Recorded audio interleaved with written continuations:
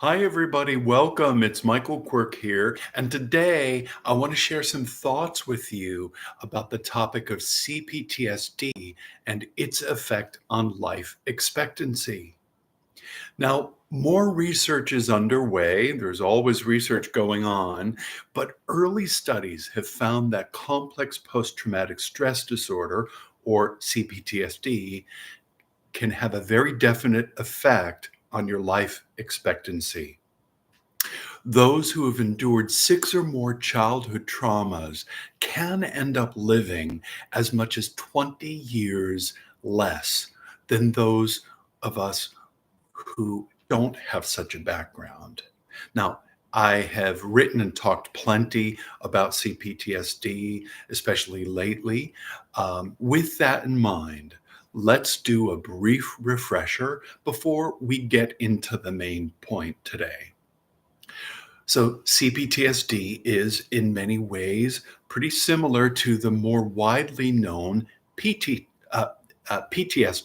which stands for post traumatic stress disorder. The big difference here lies in the parameters of the research that I've been reviewing. Now, generally speaking, PTSD is caused by a single traumatic event. People with CPTSD, however, they're folks who have survived ongoing repetitive trauma and abuse. Let's talk about trauma and life expectancy.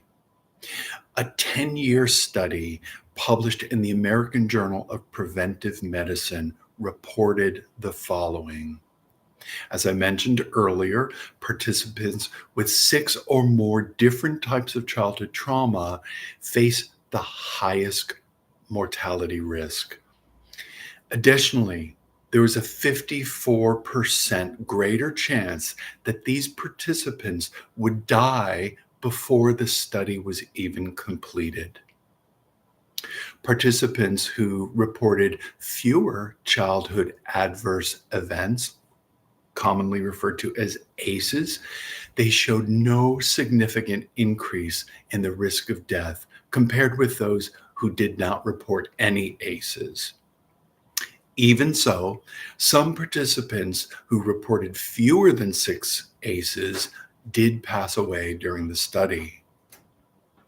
And they were 3 to 5.4 years younger than the control group of patients who died. So let me just put this very simply for you. High levels of childhood trauma, unless they're processed, unless they are treated, healed, and resolved, can drastically reduce one's life expectancy. And that's because the chronic stress that lies behind complex trauma is the biggest culprit. It's the biggest danger to our bodies. How does complex PTSD affect life expectancy? Now, the study's findings are a little bit daunting. So, how is a situation like this possible? What are the mechanisms that can lead to premature mortality? And now I want to talk about some of the important factors that I want you to consider. The first one is chronic stress. When the human body is exposed to prolonged repetitive trauma, the presence of stress hormones like cortisol increase. And this tendency can lead to very negative health outcomes, such as acceleration of our aging process. It can lead to chronic disease, chronic pain syndromes. It can lead to localized and widespread inflammation in our bodies. It can be the source of high blood pressure. And there is a great likelihood, if you're under chronic stress, that you're going to develop cardiovascular diseases. Chronic stress compromises our immune function and it disrupts our sleep. It impairs our digestion and it hampers our ability to recover from a host of injuries and illnesses.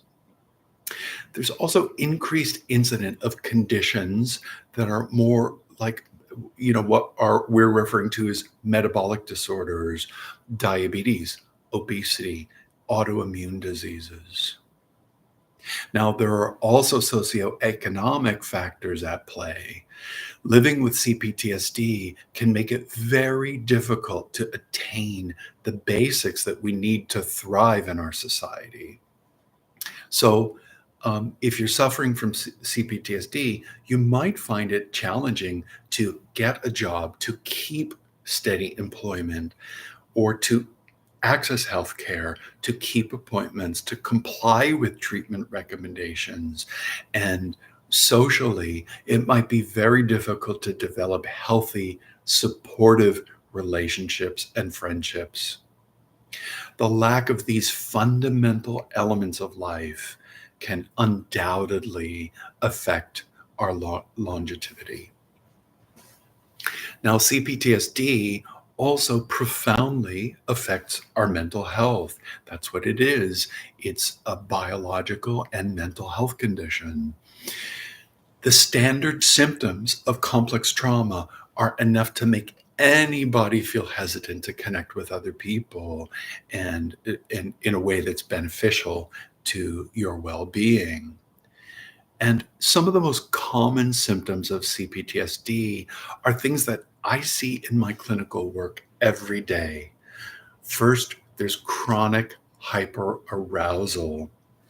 That means that people's nervous systems, to put it very simply, are chronically jacked up.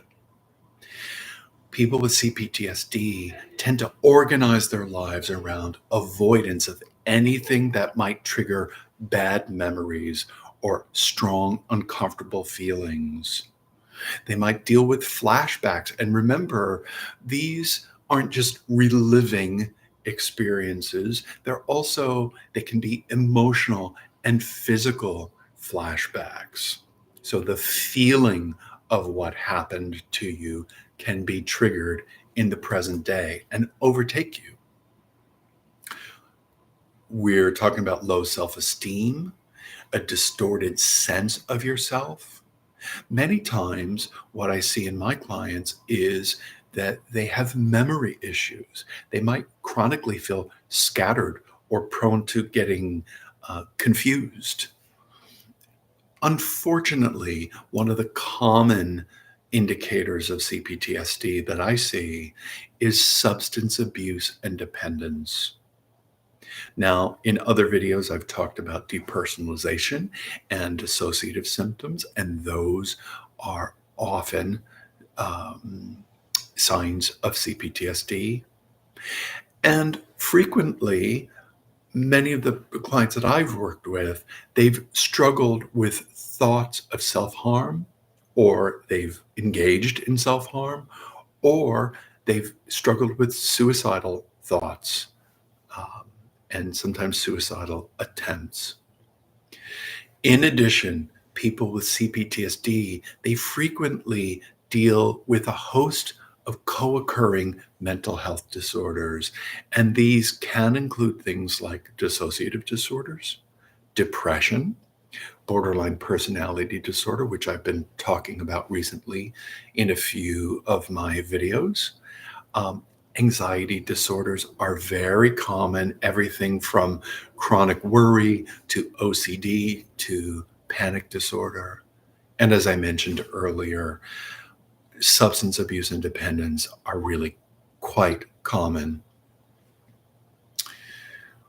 A combination like this can create a very unique blend of symptoms and a unique blend of behaviors that are not conducive to a healthy lifestyle. Also, men and women with CPTSD might choose not to report new symptoms for fear of having to deal with more people in their business, more doctors, more therapists, more family members or friends voicing their opinions or giving their advice. So I know I've been talking about things that are kind of grim, and might be a little frightening and uncomfortable. But here's what I want you to know. I want you to know that if you make the effort to find it, the help that you need and deserve is available. Now, obviously, nobody wants to hear that a mental health issue that they're struggling with can shorten their life, right? Who wants to think about that? So it's important that you just don't assume that this is carved in stone. You can do something about it. It is not predetermined. You can get on top of your situation.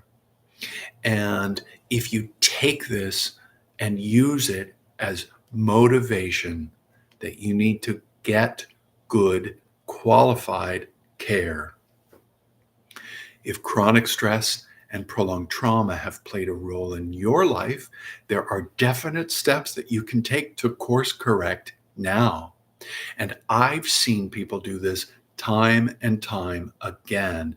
Now, to be real, I've also seen people not do it.